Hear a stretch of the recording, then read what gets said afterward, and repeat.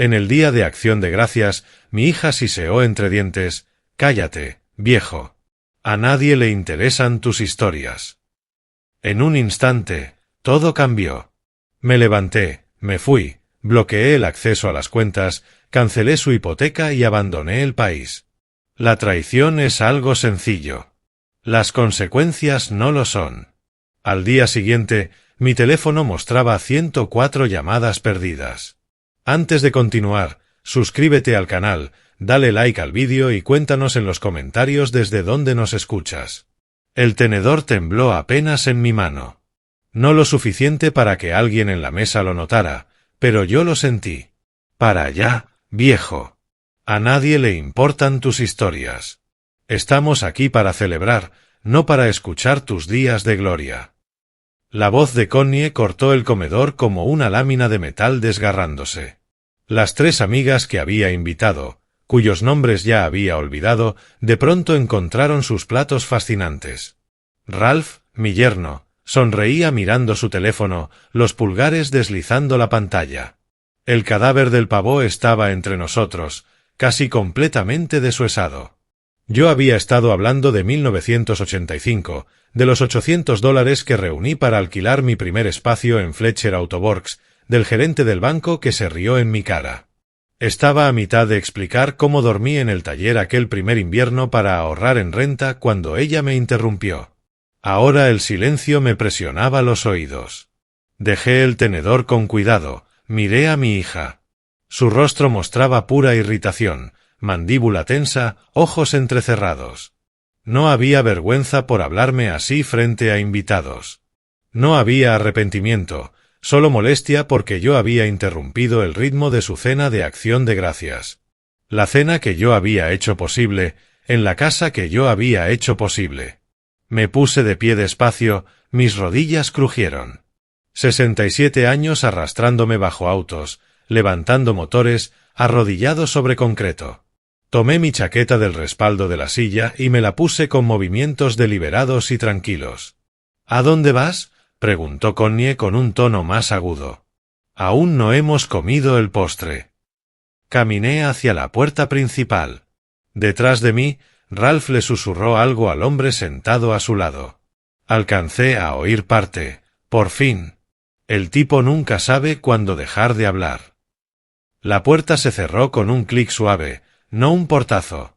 No les regalaría eso. Afuera, el aire de noviembre atravesó mi camisa. Como siempre, había estacionado en la calle. La F-350 gris carbón de Ralph ocupaba casi toda la entrada. Esa camioneta costaba más que mis primeros 3 autos juntos. Financiada, por supuesto. Con Ralph todo era financiado, apalancado, pedido contra el mañana. Pasé junto al nuevo paisajismo que Connie había instalado el mes anterior. Arces japoneses, piedra importada, luces que hacían que todo el jardín delantero brillara como una portada de revista. Me había enviado fotos por mensaje, luego mencionó que al paisajista aún había que pagarle. $2.200. Envié el cheque esa misma tarde. El vino que llevé seguía sin abrir sobre su encimera de granito. Una botella de $40, la bolsa de regalo con el marco plateado antiguo, del estilo que Connie admiraba en los escaparates cuando era pequeña. Probablemente aún estaba donde lo dejé, junto a la puerta. Mi coche arrancó al primer giro de llave. Un Camry de 20 años, mantenido como equipo quirúrgico. Me alejé del bordillo viendo la casa hacerse pequeña en el retrovisor. La luz cálida salía de todas las ventanas. Dentro, seguramente ya habían retomado su conversación. Quizá alguien cortaba el pastel de calabaza. Tal vez ya se habían olvidado de que yo había estado allí. Las calles de Jacksonville pasaron, centros comerciales, semáforos, la misma ruta que había conducido cientos de veces hacia esa casa. Su casa. La casa por la que llevaba pagando desde 2018. $2.400 cada mes, retirados automáticamente de mi cuenta el día 15. 72 pagos. Guardé cada resumen. Mi conjunto de apartamentos se veía desgastado bajo las luces de la calle, la pintura pelándose en las barandillas, grietas en el estacionamiento con maleza asomando. Vivía allí desde hacía 11 años, lo suficiente, limpio, cómodo. Todo lo que necesitaba era un dormitorio, un baño y una cocina que casi no usaba. Todo lo demás era extra. Subí las escaleras al segundo piso, abrí la puerta y entré. No encendí la luz enseguida. Me quedé de pie en la cocina oscura dejando que mis ojos se acostumbraran. El refrigerador zumbaba a través de la pared. La televisión del vecino murmuraba. Cuando por fin encendí la luz, el fluorescente inundó el pequeño espacio. Fui directo a mi oficina en casa. En realidad, solo el segundo dormitorio, apenas suficiente para un escritorio y un archivador. El cajón inferior del archivador se atascaba como siempre. Lo tiré 2 veces hasta que abrió. Carpetas Manila organizadas por año. Las saqué todas y las llevé al escritorio con ambos brazos. Estados de la hipoteca, registros de transferencias bancarias, capturas de pantalla de mensajes de texto que imprimí y feché. Un bloc legal donde había anotado cada solicitud, cada emergencia, cada crisis que requería mi chequera. Extendí todo sobre el escritorio en orden cronológico. De 2018 al presente. Los pagos de la hipoteca formaban la base, limpios, automáticos, nunca atrasados. Pero alrededor estaban los extras, el tratamiento de emergencia de la muela, la falta en el impuesto a la propiedad, el préstamo comercial de Ralph que salió mal, el nuevo sistema de aire acondicionado, la oportunidad de inversión de Connie que desapareció, los costos del refinanciamiento cuando bajaron las tasas y quisieron sacar capital para renovaciones. Abrí mi portátil, esperé a que despertara, creé una nueva hoja de cálculo y comencé a ingresar los números de los estados de cuenta. Columna A, fecha. Columna B, descripción. Columna C, monto. Columna D, total acumulado. Los números subían, 12.000, 35.000, 68.000, 115.000. Mi teléfono estaba junto al teclado. Lo tomé y revisé mensajes recientes de Connie. Hace 3 semanas. Papá, ¿puedes cubrir este mes? La comisión de Ralph se retrasó. Hace 2 semanas, se rompió el lavavajillas. Guy dice que cuesta 800 reemplazarlo. ¿Puedes enviarme dinero por Venmo? El martes pasado, te envío el enlace del vino para Acción de Gracias. Algo bonito por una vez. Dejé el teléfono, abrí el cajón del escritorio y saqué una libreta de cuero con hojas gruesas color crema. La había comprado en una venta de herencia años atrás. Nunca le había encontrado un uso. Ahora parecía el momento adecuado. Destapé un bolígrafo y escribí en la parte superior de la primera página, 15 de diciembre. Debajo comencé una lista. Frases cortas, acciones claras, cada una simple, ejecutable, definitiva. Cuando terminé, miré la hora. Casi medianoche. Tomé el teléfono otra vez, avancé por mis contactos hasta la W. Wayne Henderson. No. Walter Price. No. Ay. Nelson Webb. Webb era un abogado que había conocido en una clínica legal de un centro comunitario hacía 2 años. Mente aguda, directo, sin perder tiempo en cumplidos ni inflar sus cuentas. Me ayudó con mi testamento y con la revisión de contratos cuando vendí el taller mecánico. Habíamos mantenido contacto con algún café ocasional. Sabía que yo no lo llamaría si no era importante. El teléfono sonó 4 veces. Esperaba el buzón. Era tarde, el día después de Acción de Gracias. Pero contestó. Nelson, habla Roscoe Wells. Mi voz salió firme, tranquila, como si estuviera pidiendo piezas en la tienda. Necesito verte mañana por la mañana, a primera hora. Pausa breve. ¿A las 8 está bien? Estaré ahí. Todo bien. Miré los documentos que cubrían el escritorio, los números en la hoja de cálculo, la lista en la libreta. Lo estará, dije. Nos vemos mañana. Colgué antes de que pudiera preguntar más. Coloqué el teléfono boca abajo sobre el escritorio. La pantalla quedó negra. Los números no mentían. 6 años. Más de $200.000. ¿Y para qué? El café seguía intacto sobre el mueble del baño, el vapor elevándose hacia la nada. Lo había preparado por costumbre y luego lo olvidé mientras me duchaba.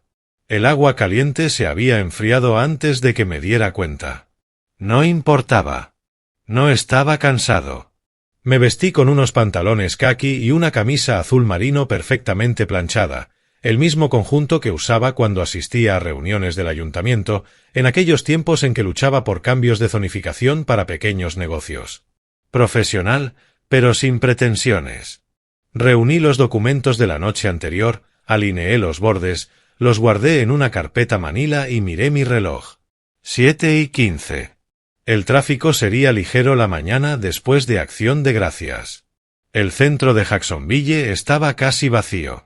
La mayoría de las torres de oficinas permanecían oscuras. Personal mínimo cubriendo turnos festivos. Conseguí estacionamiento fácilmente en el garaje bajo el edificio de Webb. Tomé el ascensor hasta el 9º piso. El directorio del vestíbulo listaba su firma, Webb & Associates, Suite 92. Llegué 16 minutos antes de la hora, me senté en una de las sillas de cuero frente al escritorio de recepción. No había recepcionista ese día, solo yo y el zumbido de las luces. Exactamente a las 8, Nelson Webb apareció por el pasillo. Un hombre de unos 50 años, con canas en las sienes, vestido con jeans y un suéter en lugar de su traje habitual. Llevaba un termo de viaje en la mano. «Roscoe», dijo, extendiendo la mano. Se la estreché. «Pasa». Su oficina daba al río St. John's. Fotos familiares adornaban la credenza. Su esposa, 2 hijas, un Golden Retriever. Su diploma de la Universidad Estatal de Florida. Certificaciones enmarcadas. Todo meticuloso, ordenado, intencional. Me indicó la silla frente a su escritorio. «¿Qué está pasando?» Deslicé la carpeta sobre la superficie pulida de madera.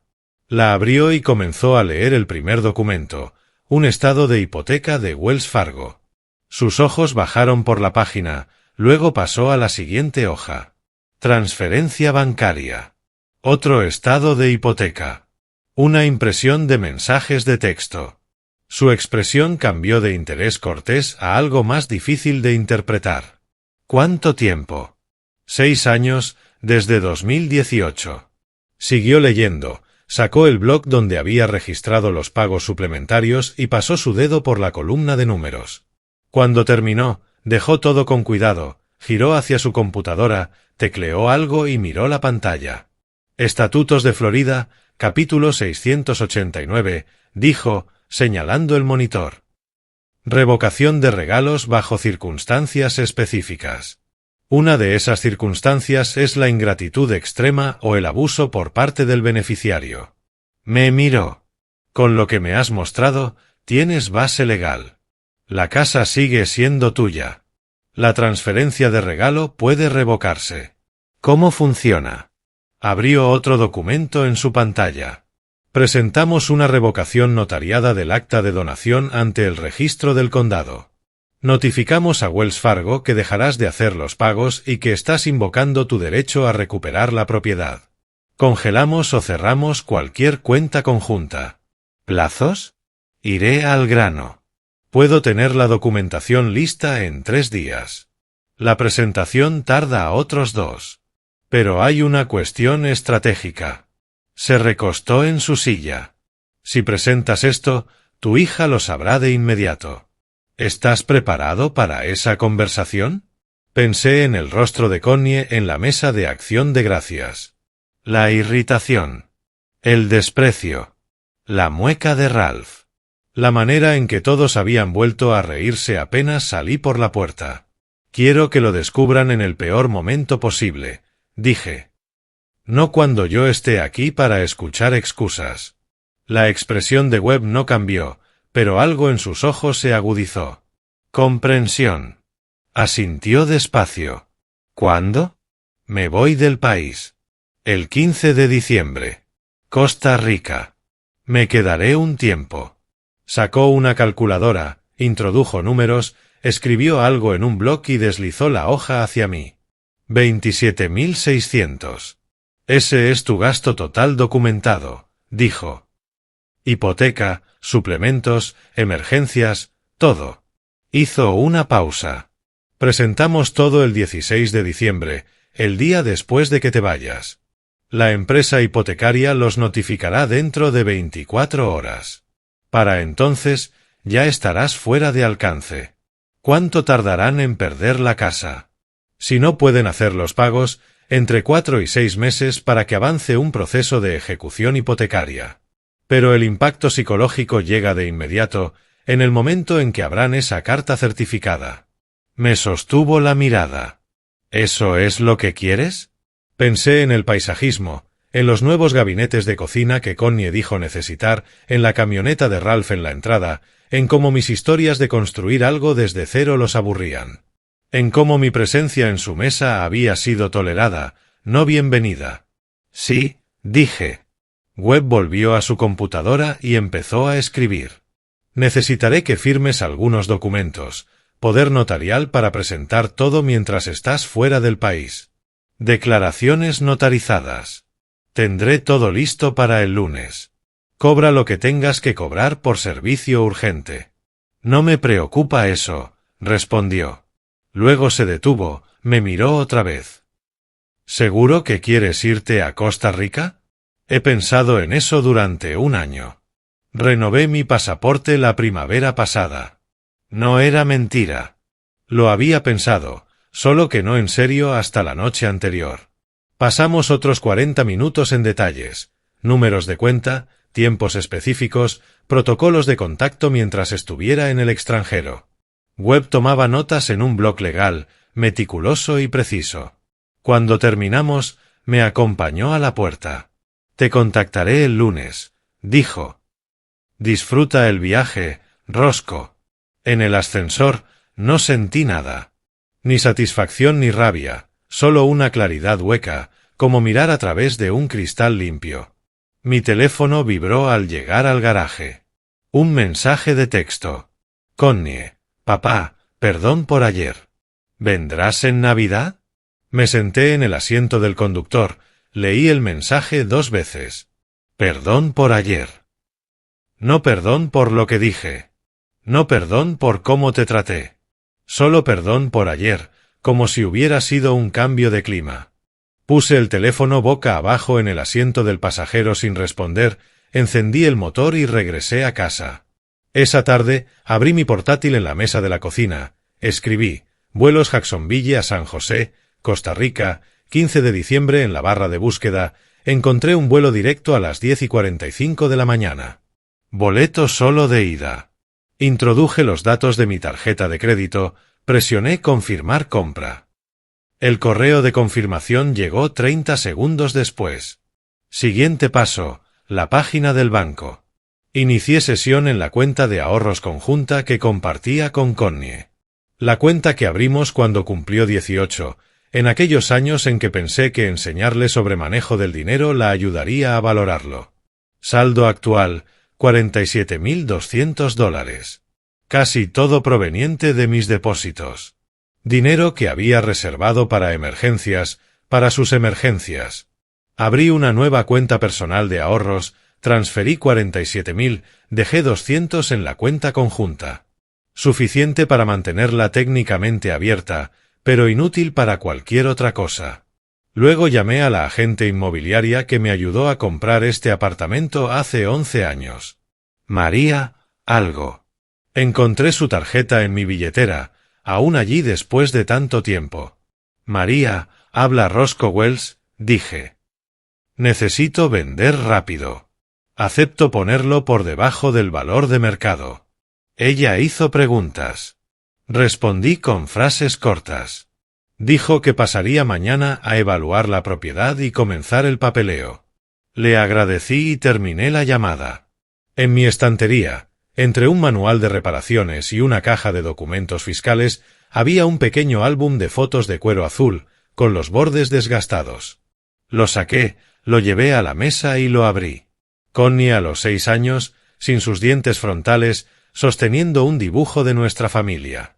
Connie a los 12, con uniforme de baloncesto, sudorosa y sonriente después de un partido que yo había entrenado. Connie a los 16, en su vestido de graduación de secundaria, luciendo insegura y hermosa. Connie a los 22 años, graduación universitaria. Yo de pie a su lado con el único traje que tenía. Cerré el álbum, lo llevé a mi dormitorio y lo coloqué dentro de la maleta que había sacado del armario. De vuelta en la mesa de la cocina, abrí mi libreta en una página nueva y tracé una línea de tiempo. 16 de diciembre, Webb presenta los documentos.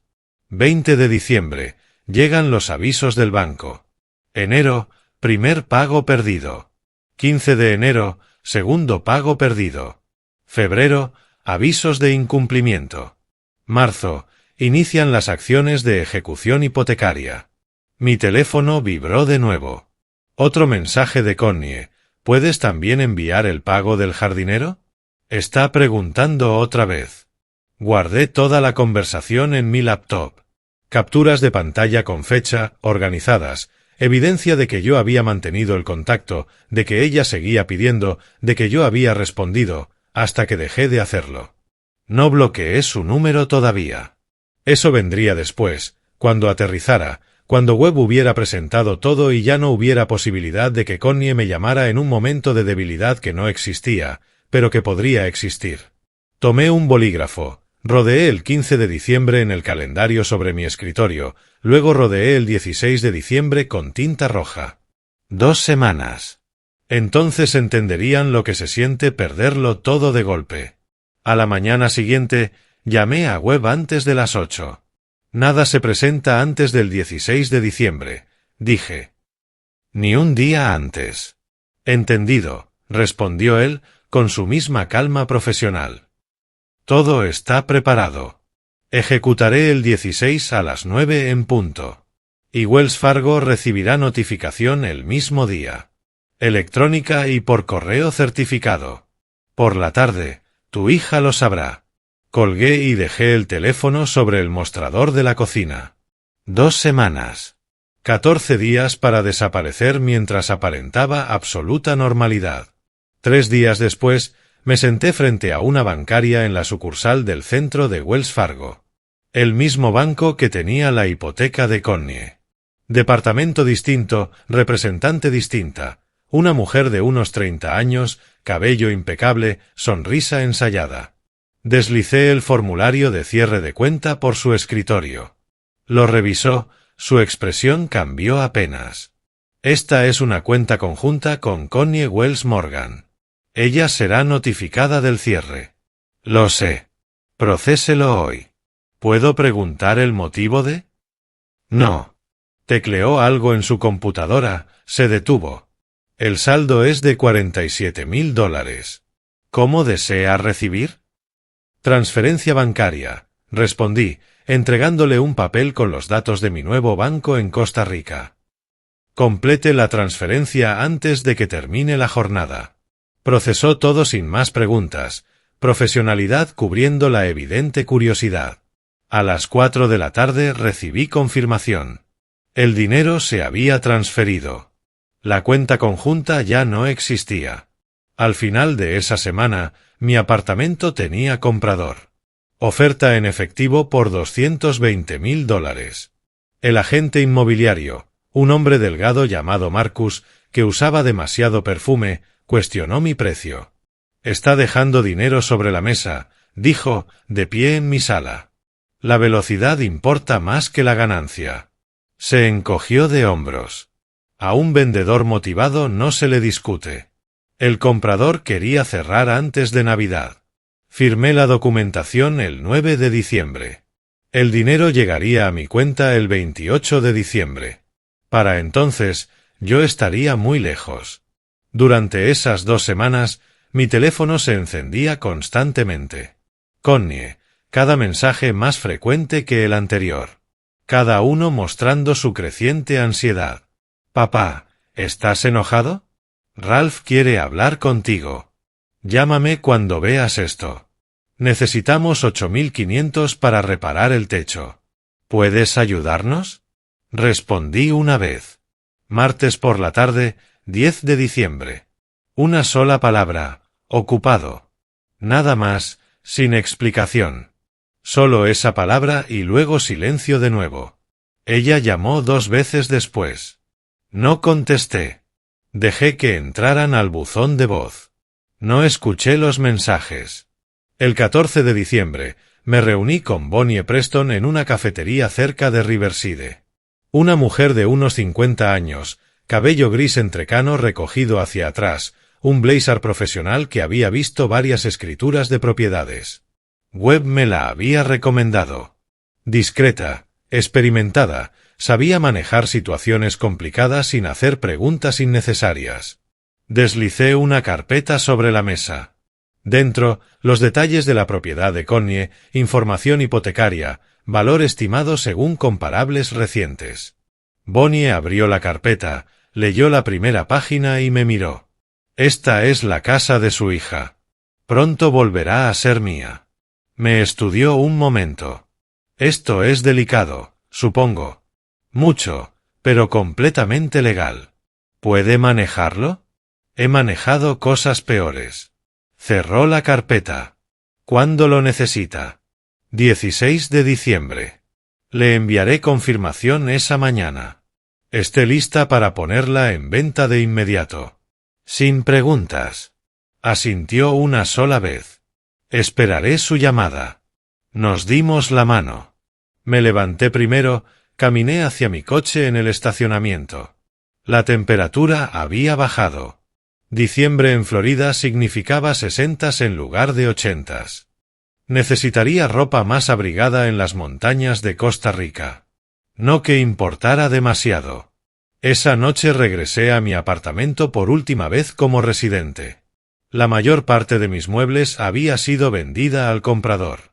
Lo quería amueblado.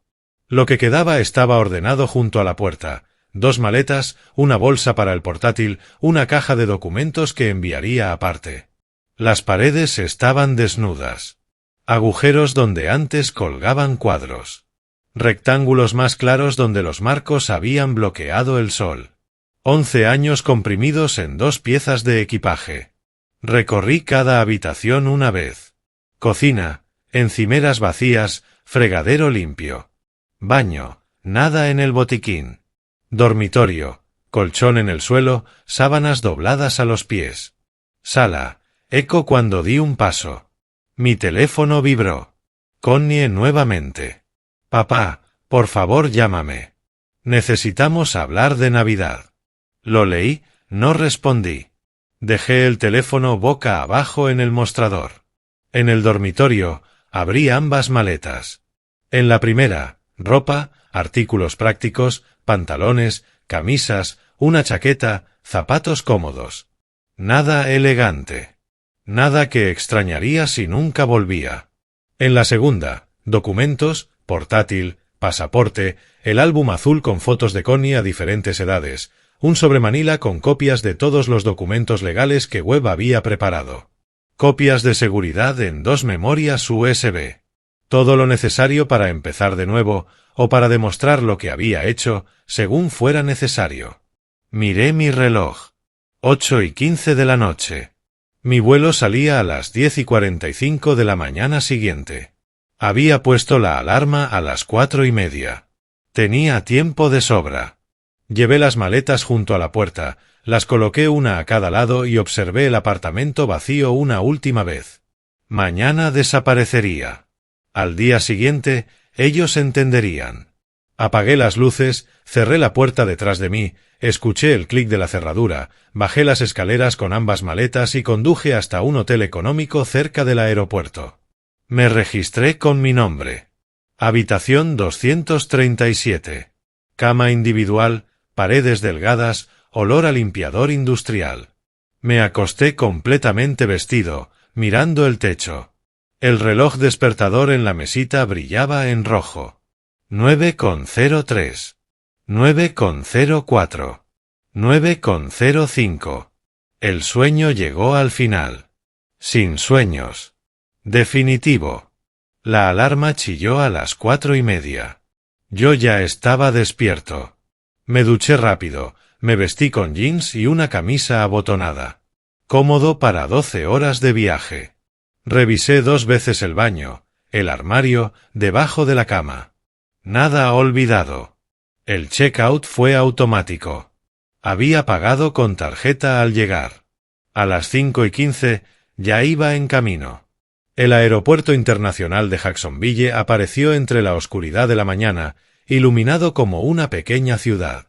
Aparqué en el estacionamiento de larga estancia, cerré con seguro mi Camry y guardé las llaves en el bolsillo. Alguien lo recogería tarde o temprano. Había firmado el traspaso del título al comprador del apartamento como parte del acuerdo. Él lo recogería la semana siguiente. Dentro del aeropuerto, la seguridad de la TSA avanzaba con eficiencia pese a la hora temprana. Pasé el control, encontré mi puerta de embarque. Salida a las 10:45 hacia Miami. Conexión a las 11:15 rumbo a San José. Llegaría a Costa Rica a última hora de la tarde.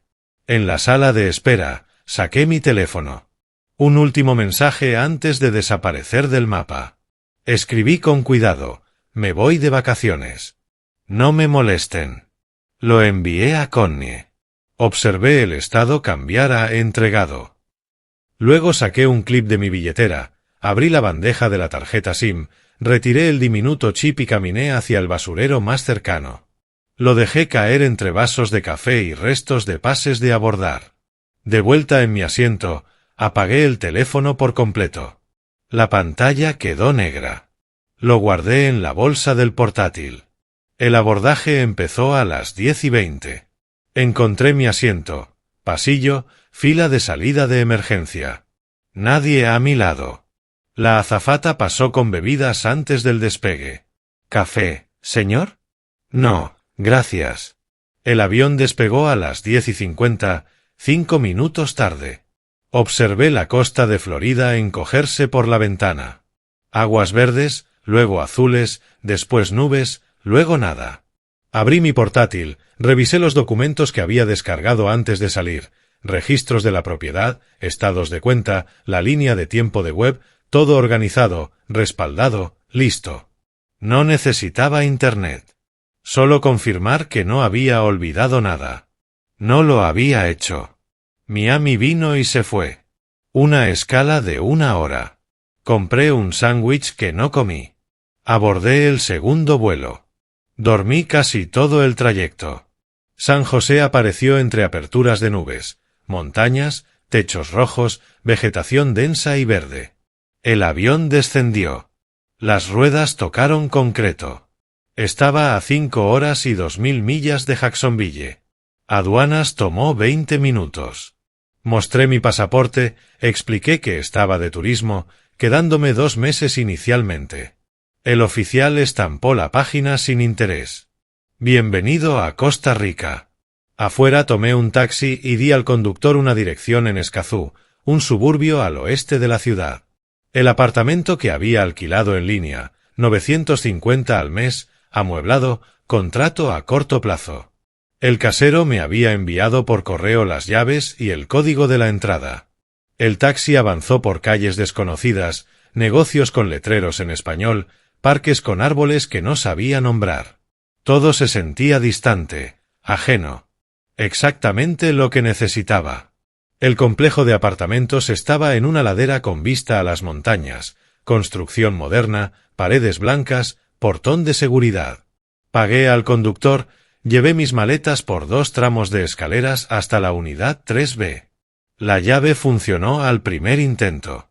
Dentro, pisos de loseta, muebles básicos, una cocina pequeña, un dormitorio con un colchón decente y un balcón con vista al valle. Dejé las maletas, caminé hacia la ventana. El sol se ocultaba detrás de las montañas, tiñendo todo de naranja y púrpura. Desempaqué el portátil y me conecté al wifi. La contraseña estaba pegada al router. Inicié sesión, abrí mi correo, pero no revisé mensajes. Aún no. En lugar de eso, preparé café con la cafetera de la cocina y me senté en el balcón a respirar un aire que no olía a Florida. A la mañana siguiente en Jacksonville, Mientras yo dormía por la diferencia horaria, Nelson Webb entró en el tribunal del condado de Duval a las 9 en punto. Se acercó a la ventanilla del secretario, deslizó un expediente sobre el mostrador. Revocación de acta de donación, dijo. Propiedad en el 472 de Riverside Oaks Drive. El secretario estampó el documento. Registro oficial presentado.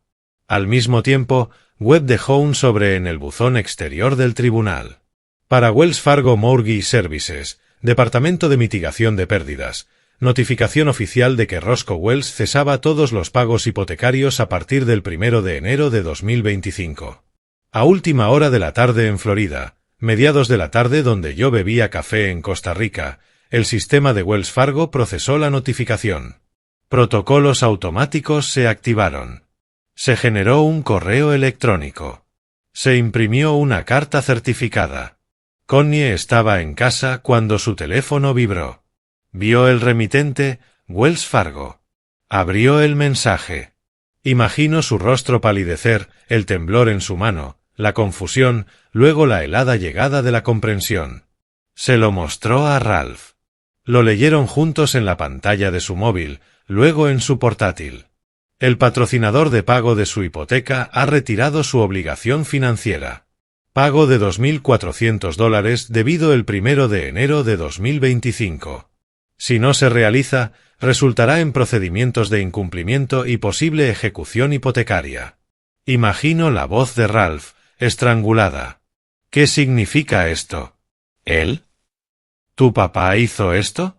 Connie intentó llamarme de inmediato. Mi número sonó una vez en el vacío celular y luego nada. El teléfono estaba apagado en un cajón de mi apartamento en Costa Rica, a 3 zonas horarias de distancia. Llamó otra vez. Y otra. 20 veces en una hora. Cada llamada sin destino. Sin buzón de voz. Sin conexión. Solo silencio. Envió 50 mensajes antes de la medianoche. Papá, contesta. Esto es serio. Recibimos un aviso del banco. Llámame ya. Papá, ¿dónde estás? Tu teléfono no funciona. Por favor, lo que sea que esté pasando, podemos arreglarlo. Ninguno llegó. El teléfono ya no existía de una manera significativa. Ralph abrió su cuenta bancaria en el portátil. Balance en cheques, $1.200. Pago de la hipoteca, $2.400. ¿De dónde se supone que saquemos los otros 1.200 antes de Año Nuevo? Su voz ya bordeando el pánico. Connie no respondió. Estaba llamando al antiguo socio comercial de Roscoe, un hombre llamado Patterson, que había comprado la mitad del equipo del taller cuando Roscoe se jubiló. Señor Patterson, soy Connie Wells. ¿Ha sabido algo de mi padre últimamente? ¿Roscoe? No en meses. ¿Por qué? ¿Ocurre algo? No, no puedo localizarlo. Si sabe algo, por favor dígale que me llame. Llamó a otros 3 colegas. Ninguno sabía de mí. Ninguno sabía a dónde había ido. Cerca de la medianoche en Jacksonville, Connie dejó su último mensaje de voz. Yo no lo escuché. El teléfono siguió apagado en el cajón. Pero más tarde, mucho más tarde, escucharía la grabación. Papá, por favor. Tengo miedo. Solo por favor llámame. En Costa Rica, yo estaba en mi balcón, con el calor de la tarde, mirando montañas cuyos nombres desconocía. Mi teléfono seguía apagado dentro. Sabía lo que estaba ocurriendo en Florida. Podía visualizarlo con claridad. No necesitaba verlo. Yo había desaparecido. Y en Jacksonville, su mundo empezaba a derrumbarse. La luz de la mañana me despertó el 17 de diciembre. No hacía falta alarma. Mi cuerpo aún no se ajustaba al horario costarricense. Preparé café en la pequeña cocina y lo llevé al balcón. Las montañas se levantaban a lo lejos, verdes y nítidas contra el cielo azul. El aire olía distinto, más limpio, menos cargado. Había estado desaparecido 36 horas. Suficiente. Desde el cajón del dormitorio recuperé mi teléfono y la tarjeta SIM costarricense que había comprado en el aeropuerto. Coloqué el chip con cuidado, presioné el botón de encendido. La pantalla se iluminó. Me conecté al Wi-Fi. Entonces comenzaron las notificaciones. Pin, pin, pin, pin. Los números subían. 47, 63, 81, 92, 104 llamadas perdidas, 87 de Connie, 12 de Ralph, 5 de números desconocidos, probablemente Wells Fargo, tal vez cobradores ya rondando. El icono de correo de voz mostraba 35 mensajes. El buzón estaba lleno. Reproduje el primero, puse el teléfono en altavoz, lo dejé sobre la mesa. La voz de Connie llegó cortante y furiosa. ¿Cómo pudiste hacernos esto? Después de todo lo que, después de que yo, vas a destruirnos. Avancé. Mensaje número 15. El tono había cambiado. Ahora lloraba. Papá, por favor, llámame. Podemos arreglar esto. Sea lo que sea que dije, sea lo que sea que hice, lo siento. Solo llámame. Avancé otra vez. Mensaje número 28. La voz de Ralph esta vez, intentando ser razonable. Señor Wells, habla Ralph. Mire, sé que las cosas se calentaron, pero esto es extremo. Estamos hablando del futuro de Connie. Nuestro futuro. ¿Podemos hablar de esto como adultos? Devuélvame la llamada. Último mensaje. Connie otra vez, pero distinta ahora. Sin lágrimas, con filo. Bien. ¿Quieres jugar así? Hemos contratado un abogado. No vas a salirte con la tuya. Escuché los últimos segundos de silencio, luego presioné para borrar todo. 35 mensajes desaparecieron. La bandeja quedó vacía. Apagué el teléfono, lo dejé a un lado, abrí mi portátil, me conecté mediante una VPN y accedí a mi correo cifrado. Asunto, actualización de estado. Escribí el mensaje para web y envié. 2 horas después, llegó su respuesta. Roscoe, han contratado abogado. Bradford and Associates, firma de bajo nivel. Presentaron una moción para invalidar la revocación por motivos procedimentales. Caso débil. Tengo tu evidencia documentada lista. 47 mensajes de texto solicitando dinero durante 6 años. 3 conversaciones grabadas. Legal con consentimiento de una sola parte. 2 declaraciones juradas de vecinos sobre maltrato verbal. Ellos no tienen nada. Fecha probable de juicio, mediados de febrero si insisten. Consejo, mantente firme. NW. Lo leí 2 veces. Lo guardé en una carpeta marcada legal. Cerré el portátil. Durante la semana siguiente, monitoreé la situación a distancia. Cada mañana revisaba mi correo. Web enviaba actualizaciones cada pocos días. Connie había contratado a Bradford por 200 la hora. Probablemente lo encontró en una búsqueda desesperada en Google. La moción para invalidar se presentó el 20 de diciembre. Los argumentos eran débiles, desesperación disfrazada de estrategia legal. Accedí a los registros públicos de Florida mediante una conexión segura. Busqué Wells Morgan contra Wells. Encontré el archivo, leí la moción, lenguaje pobre, apelaciones emocionales, nada sustancial. Llegó Navidad. La pasé solo en el apartamento, leyendo un libro que compré a un vendedor callejero.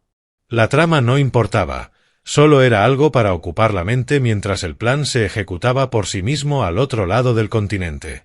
Para el 31 de diciembre ya tenía una rutina.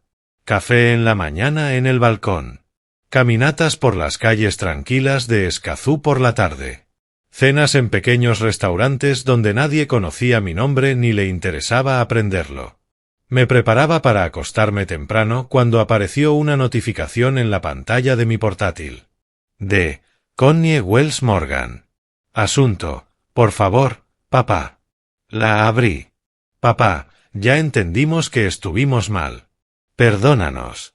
Pero vamos a perder la casa. No tenemos dinero. Te lo ruego. Ayúdanos una vez más. Solo esta vez. Por favor. Connie. La leí 2 veces. Sentí que algo se movía en mí. No arrepentimiento exactamente, más bien el reconocimiento de que esa mujer había sido, alguna vez, la niña que dibujaba nuestra familia con crayones, la que me pidió que le enseñara a cambiar una llanta, la que me abrazó en su graduación de secundaria y susurró gracias. Esa persona ya no existía. Quizá nunca existió. Cerré el portátil sin responder, me puse mis zapatos para caminar y salí mientras el sol caía tiñendo todo de naranja y púrpura. Bajé la colina hacia un parque con vista al valle. Había gente reunida, familias extendiendo mantas, parejas tomadas de la mano, grupos de amigos riendo. Celebraciones de Año Nuevo formándose de manera espontánea. Me quedé aparte, mirando cómo la oscuridad llegaba y los primeros fuegos artificiales estallaban a lo lejos. Ráfagas de color sobre el cielo negro, voces contando en español a mi alrededor.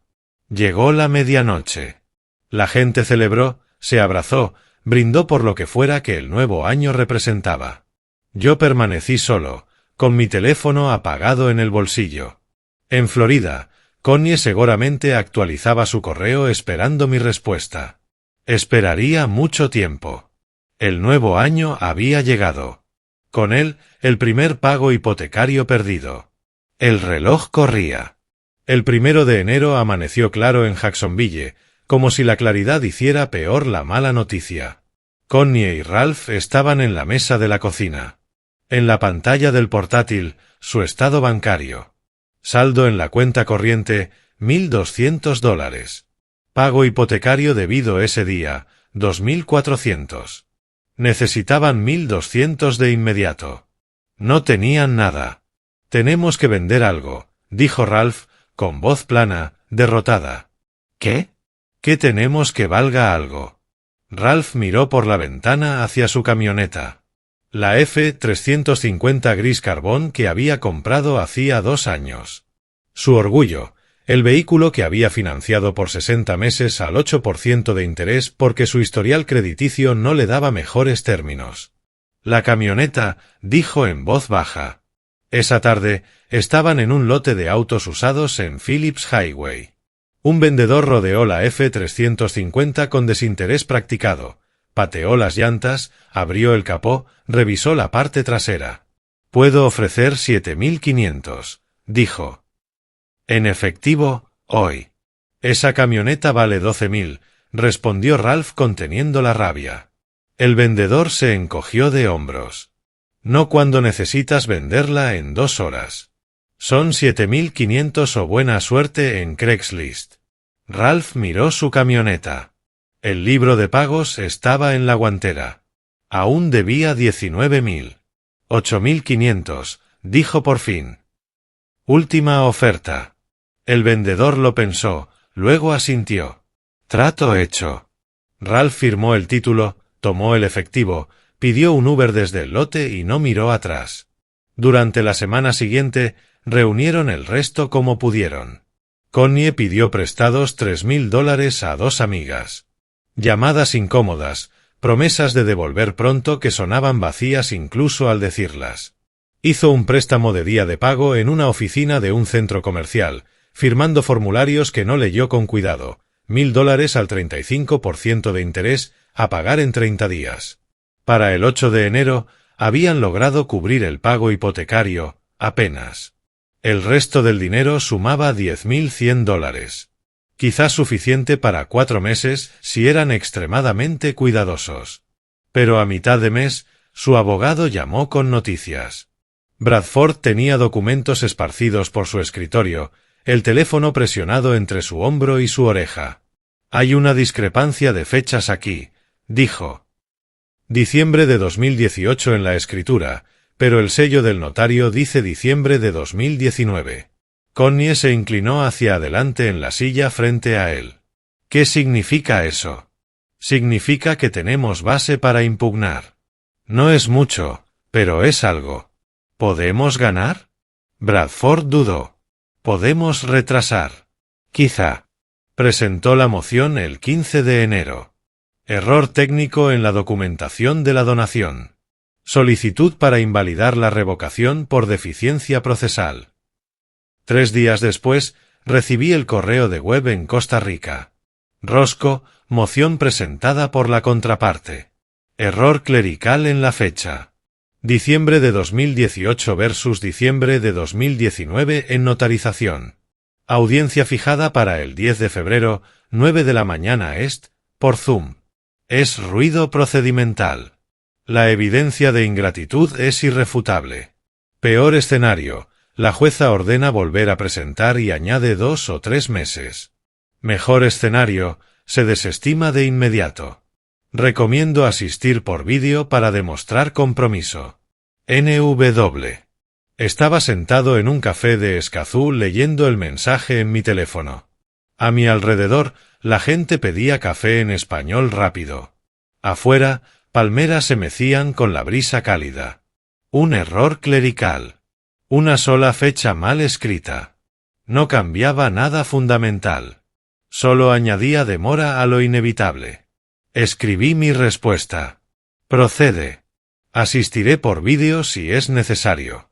El 10 de febrero llegó frío y gris en Jacksonville, cálido y soleado en Costa Rica. Me senté en el escritorio de mi apartamento, el portátil abierto. Vestía una camisa abotonada, business casual para el tribunal. La pared detrás de mí estaba desnuda y neutra, sin nada que revelara mi ubicación. A las 9 de la mañana, hora del este, ingresé a la reunión de Zoom. El secretario del tribunal me admitió en la sala virtual. En mi pantalla apareció la jueza Harrison, unos 50 y tantos años, gafas de lectura, expresión firme y sin concesiones. En otro recuadro, Connie y Ralph juntos, sentados a una mesa con Bradford entre ellos. En otro más, Webb, con el fondo de su oficina, familiar para mí. La jueza habló primero. Estamos aquí para ver Wells Morgan contra Wells. Moción para invalidar la revocación de donación. Abogados, procedan. Bradford carraspeó. Su señoría, mi clienta cometió un error. Un solo error durante unas fiestas estresantes. Pero esta revocación se ejecutó con prisa maliciosa, como lo demuestran los errores administrativos. El señor Wells intenta dejar a su hija sin hogar por una sola discusión. Le tocó el turno a Webb. Su voz sonó calmada y clara. Su señoría, el error administrativo es irrelevante.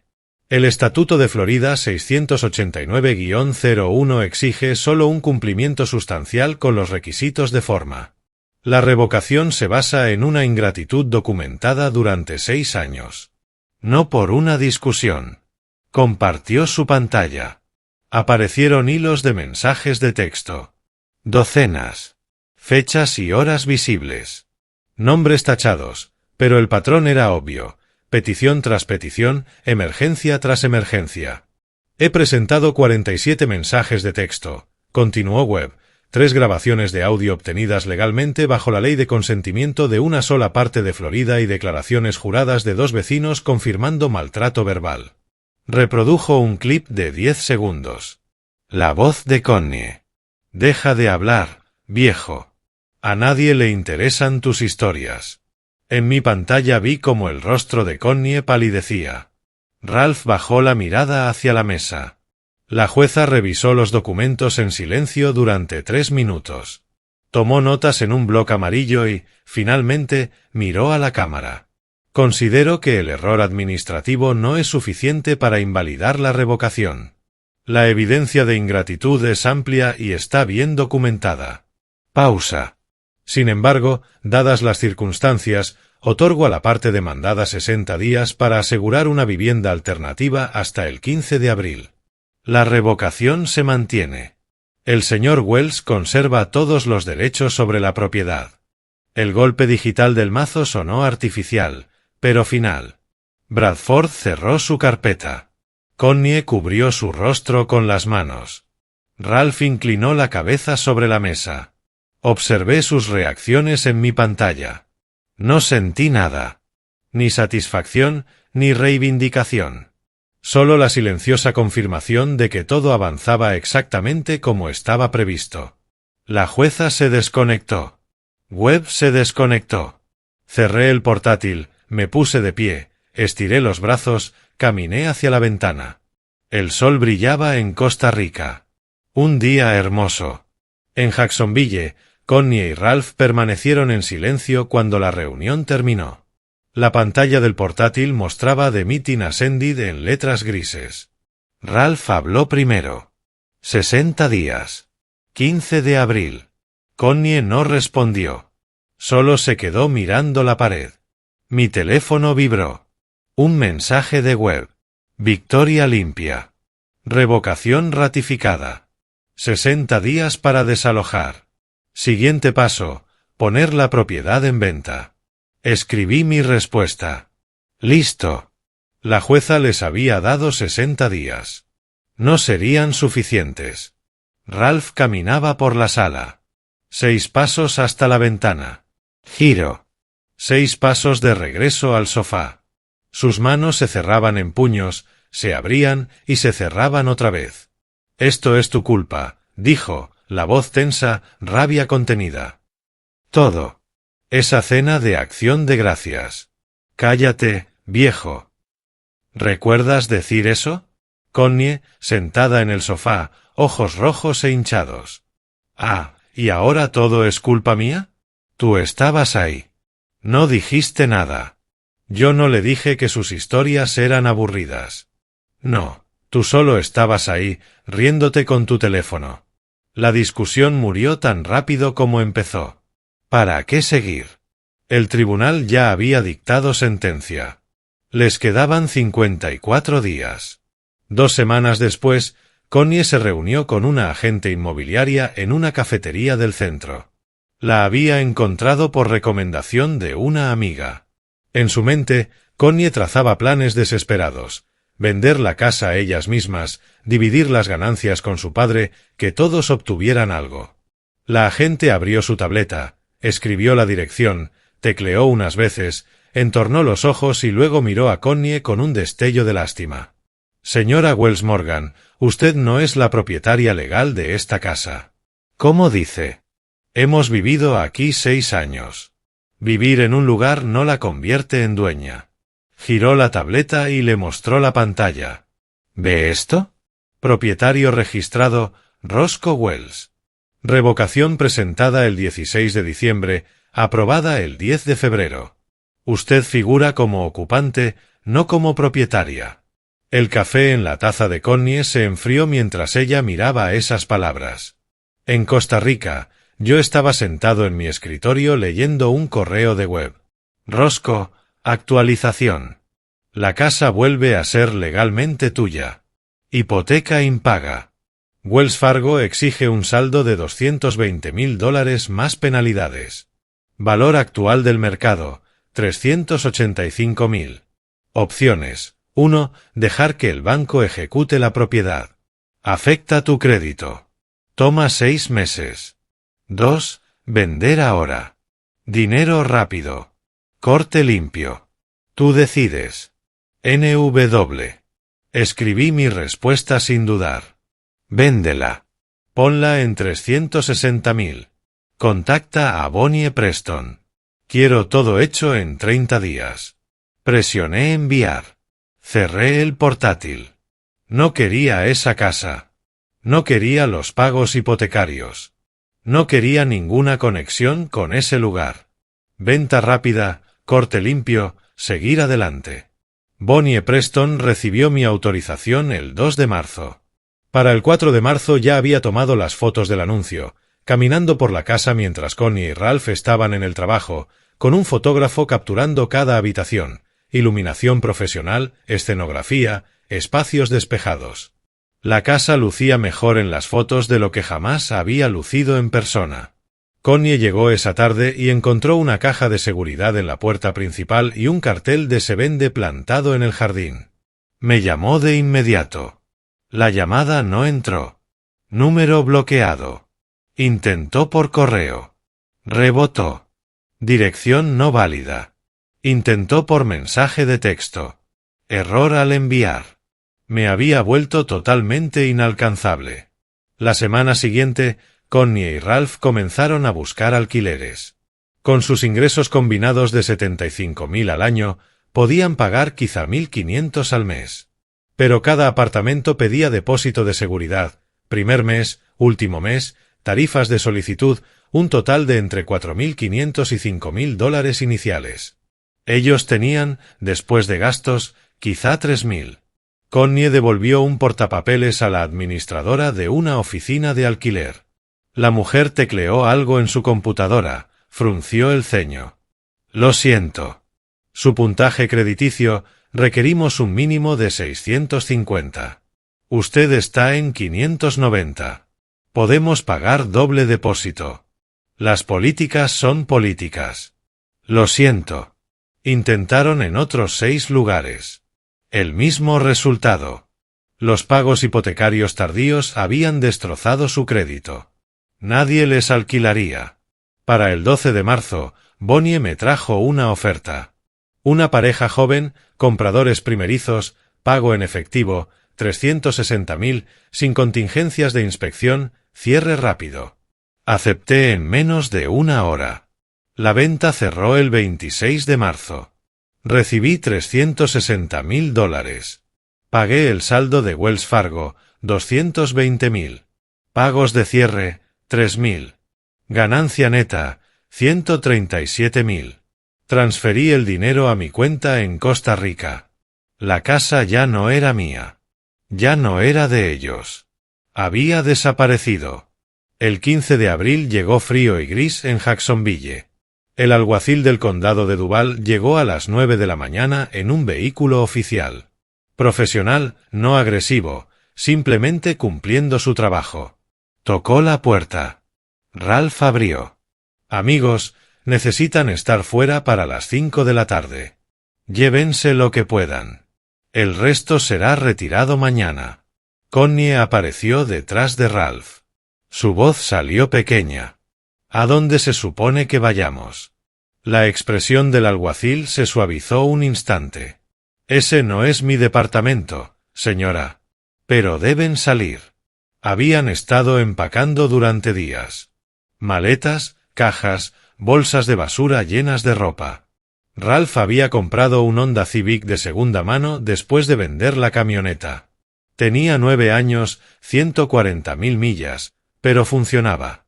Lo cargaron con método, una caja con platos en el maletero, una bolsa de basura llena de ropa en el asiento trasero, una maleta sobre la vaca amarrada con cuerdas elásticas, álbumes de fotos, una lámpara, electrodomésticos de cocina, cualquier cosa que cupiera. Los muebles se quedaron, el sofá que habían comprado a crédito, la mesa del comedor, las camas, demasiado grandes para el coche, demasiado caro alquilar una camioneta. Los vecinos miraban desde ventanas y puertas. No ofrecieron ayuda. Solo miraban. A las 4:30, el coche estaba lleno hasta el tope. El asiento trasero amontonado hasta el techo, el maletero apenas cerrando. Ralph recorrió la casa por última vez. Habitaciones vacías, agujeros de clavos en las paredes, rectángulos más claros donde antes colgaban las fotos. Se marcharon a las 4:45. Connie no miró atrás. Ralph sí, una vez, por el retrovisor. El Sunshine Inn quedaba en las afueras de Jacksonville, cerca de la autopista. Un motel económico. Las tarifas semanales anunciadas en un cartel desteñido, $65 por noche. Connie se quedó en la recepción mientras un empleado aburrido deslizaba su tarjeta. 65 por noche. La salida es a las 11 de la mañana. ¿Necesita más noches? Tiene que volver y pagar. El empleado le entregó una llave con una etiqueta de plástico. Habitación 17. La habitación olía a humo de cigarrillo cubierto por limpiador industrial. 2 camas dobles con edredones delgados. Un televisor atornillado a la cómoda, un baño con azulejos desconchados y una ducha que goteaba sin parar. Ralph dejó las maletas en el piso y se sentó en la cama. Los resortes crujieron bajo su peso. Connie se sentó en la otra cama, Sacó su teléfono, recorrió anuncios de alquiler que no podía pagar. Apartamentos de una habitación por 1.200 al mes, 1.500, 1.800, todos exigiendo depósitos que no tenían. El televisor parpadeó con las noticias locales. Algo sobre el aumento de los precios de vivienda en Jacksonville. Lo apagó. Ralph se recostó mirando el techo manchado de agua. Connie siguió deslizando el dedo en la pantalla. El motel cobraba por noche $65. A ese ritmo, su dinero duraría 5 semanas. ¿Y después? La alarma del teléfono de Ralph sonó a las 6:30. La apagó con un manotazo, se sentó al borde de la cama. La habitación estaba oscura. Mantenían las cortinas cerradas para bloquear las luces del estacionamiento. Él se afeitó en el fregadero del baño con agua fría, ahorrando dinero. Se puso una de sus 3 camisas de trabajo que rotaba durante la semana y salió sin desayunar. Estaban reducidos a café instantáneo y barritas de granola. Connie despertó después de que él se fuera. Se quedó tendida, mirando el techo. Las manchas de agua formaban figuras, animales, rostros, nada. Era el 4.º día en el Sunshine Inn. Sacó el portátil de Ralph de debajo de la cama. El suyo lo había vendido 2 semanas antes por $200. Abrió Indeed.com, recorrió ofertas de empleo, asociada de ventas, recepcionista, asistente de datos. Se postuló a todo. Cada solicitud pedía una dirección permanente. Escribió Sunshine Inn, habitación 17, Jacksonville, Florida. Sabía cómo se veía eso. A comienzos de mayo, los números dejaron de cuadrar. Habitación del motel, $65 por noche, 1.950 por mes. Comida rápida, víveres baratos, sin cocina para cocinar, 400 al mes. Gasolina para el trayecto de Ralph, 200.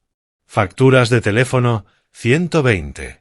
Total, 2.670 al mes.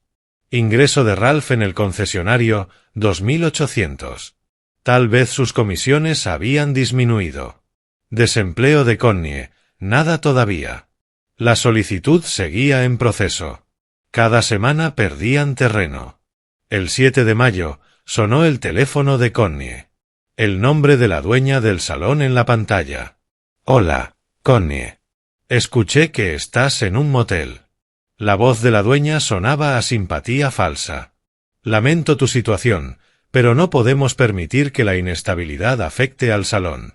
Tengo que despedirte. He trabajado para usted 3 años.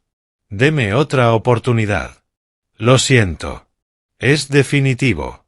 Te enviaré tu último cheque por correo. La llamada terminó. Connie permaneció inmóvil 10 minutos, luego le envió un mensaje a Ralph. Perdí el trabajo. En el concesionario, Ralph estaba hablando con un cliente sobre un sedán usado. Su teléfono vibró.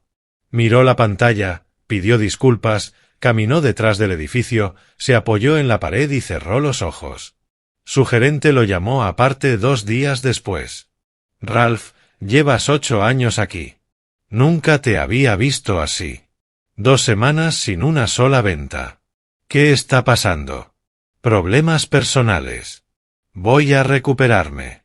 Tienes 2 semanas para mostrar mejora o tendré que pasarte a horario fijo sin comisión. Ralph asintió. No confiaba en su voz. A mediados de mayo, se sentaron en una oficina gubernamental frente a una trabajadora de la Autoridad de Vivienda. Formulario sobre el escritorio. La mujer tecleaba en una computadora vieja.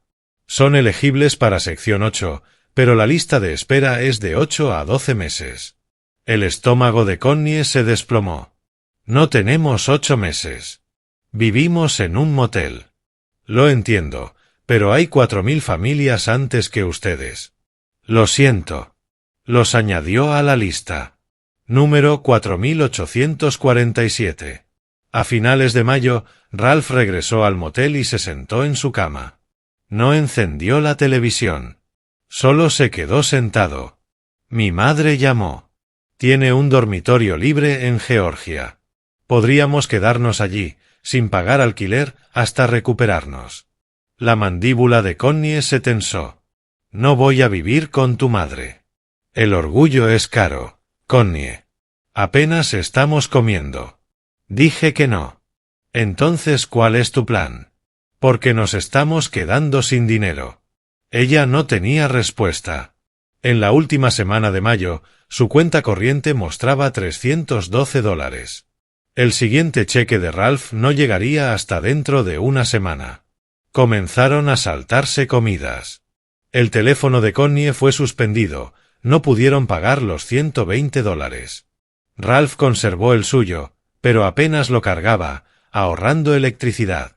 La noche del 31 de mayo, Connie tomó prestado el teléfono de Ralph, abrió LinkedIn.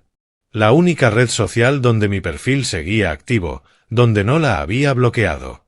Me encontró. Foto de perfil de hacía 3 años. Mi última publicación de noviembre, antes de Acción de Gracias. Antes de todo. Escribió con cuidado, borró frases, las reescribió, las leyó en voz baja. Papá, sé que destruí todo. Fui una hija terrible, pero estamos en el fondo. Ralph quiere irse.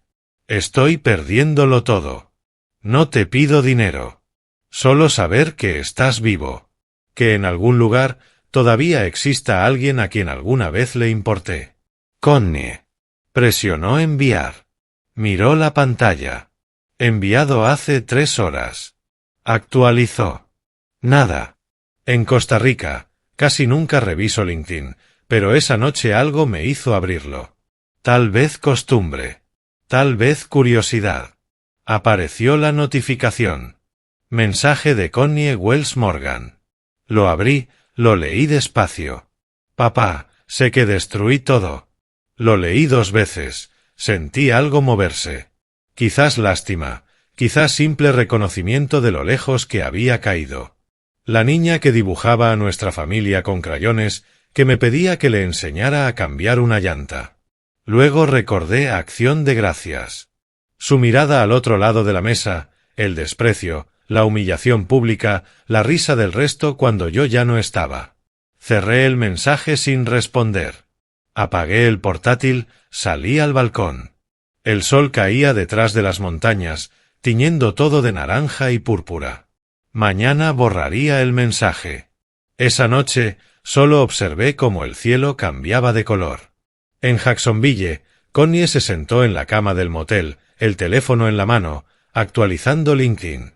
Sin respuesta. Sin lectura. Nada. Ralph llegó del trabajo, vio su expresión. No preguntó. Sacó hamburguesas de $2 de una bolsa de papel.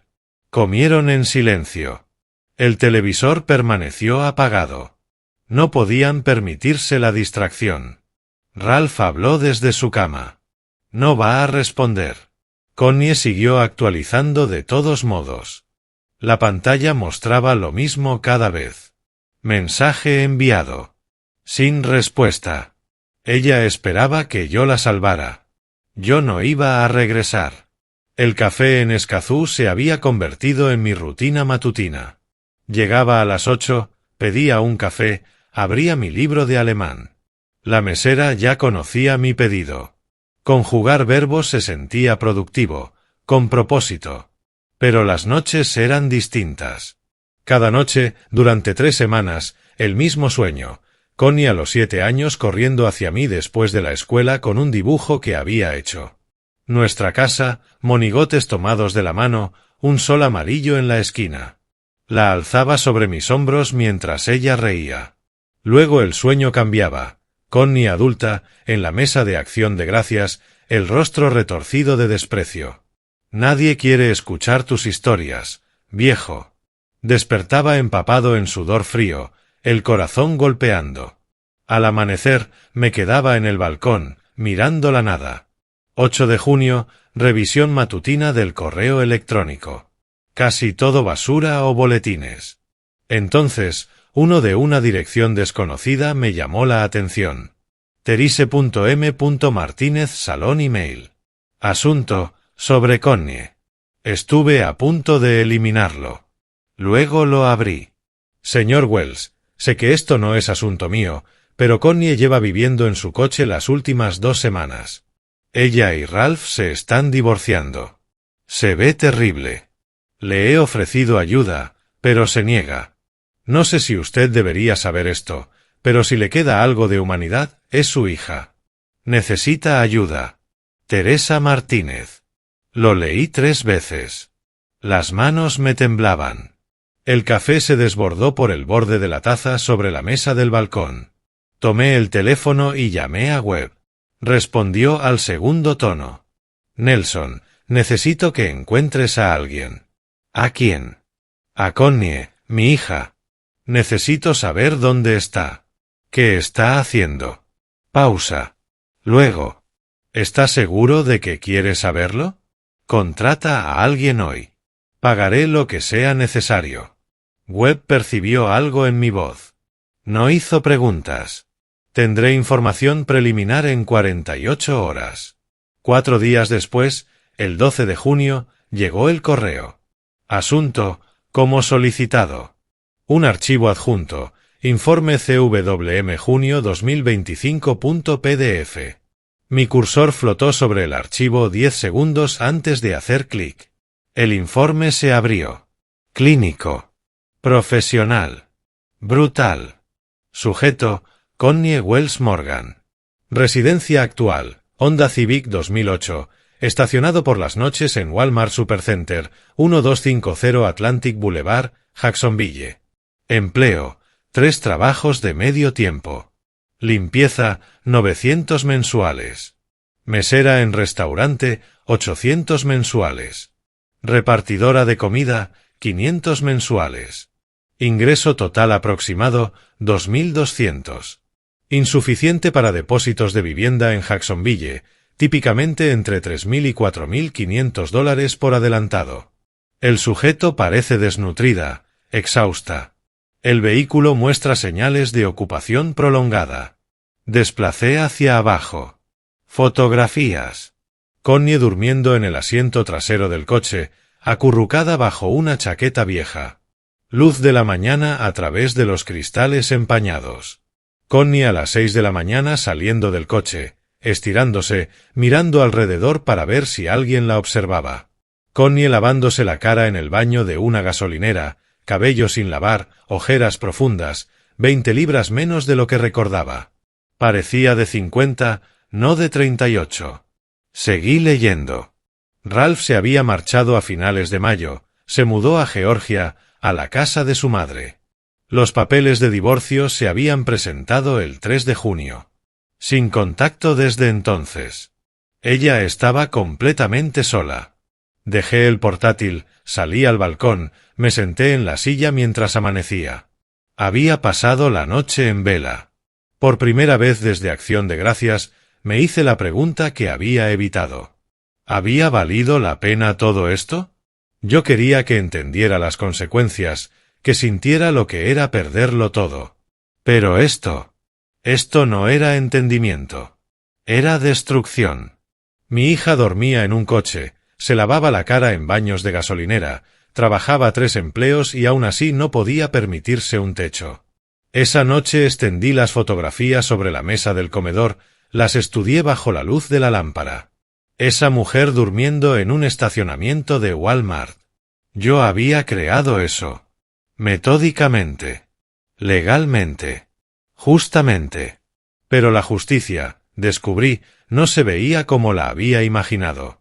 Durante 2 semanas, no pude dejar de mirar esas fotografías. No podía dormir. No podía concentrarme en mis verbos en alemán ni en mis rutinas tranquilas. A finales de junio, tomé mi decisión. Abrí el portátil, entré al sitio web de la aerolínea, escribí San José a Jacksonville. Fecha de salida, 1 de agosto. Boleto de ida. Hice clic en comprar. La confirmación apareció en pantalla. Cerré el portátil y me quedé mirando la pared. Había demostrado mi punto. Ella había aprendido la lección.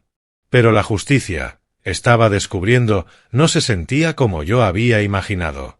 Se sentía como un peso imposible de soltar. El avión aterrizó en Jacksonville a las 6:45 de la mañana del 1 de agosto. Alquilé un coche en el aeropuerto, conduje directo a Atlantic Boulevard. El estacionamiento del Walmart apareció a las 7:30. Recorrí las filas con la mirada. Ahí estaba, un Honda Civic azul descolorido, aparcado en una esquina alejada de las luces de seguridad. Aparqué 3 coches más allá, apagué el motor, respiré hondo. Luego caminé hacia el coche. El sol de la mañana proyectaba sombras largas. Llegué al Honda, miré por la ventana trasera. El cristal estaba ligeramente empañado. Connie yacía en el asiento trasero, acurrucada bajo una chaqueta vieja, el rostro girado hacia el respaldo, exactamente como en las fotografías. Demacrada. Exhausta. Rota. Golpeé suavemente la ventana. 1 vez. 2. Ella se movió, se incorporó rápidamente, desorientada, probablemente acostumbrada a guardias de seguridad diciéndole que se moviera. Entonces me vio.